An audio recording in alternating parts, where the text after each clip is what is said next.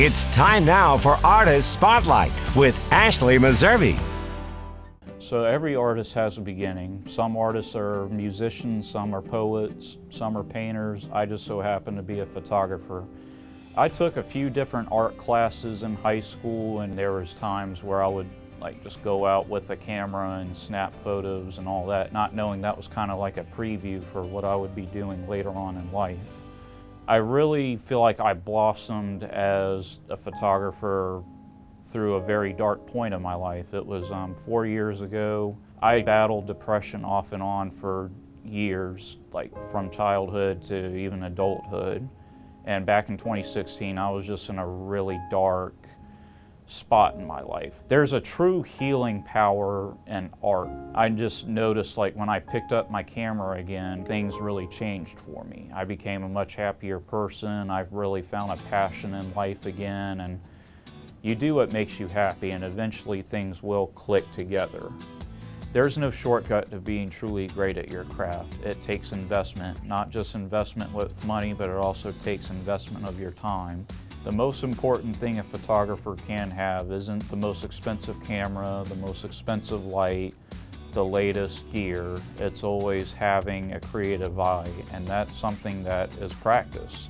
Practice makes perfect. It takes walking around even without your camera and just looking at different subjects, whether it's a person or looking at even as something as mundane as a piece of pottery or a bowl. It's an investment of being aware of what is around you and how you can make it look the best it can possibly look.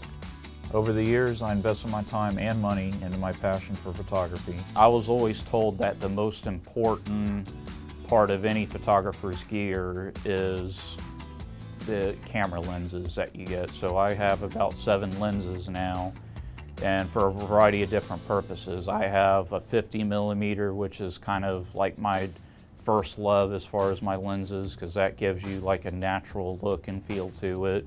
My favorite lens is definitely my 24-70 lens. That one gets me a real nice wide angle, and then I can also zoom in and get a real nice depth of field on my subject.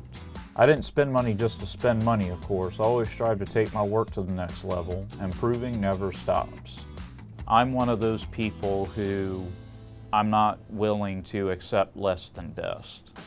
It's very hard to, especially since I live in what feels like one of the most underrated and overlooked places in the world. Living in Charleston itself, honestly, is just inspiration. You could take a walk by the Pineapple Fountain late at night and just see the beautiful gold color of the fountain along with the moon that's out and people walking around. The saying always goes, you can't go to one place without going to another place first. Well, I'm very appreciative of just the doors that have opened for me since I picked up a camera.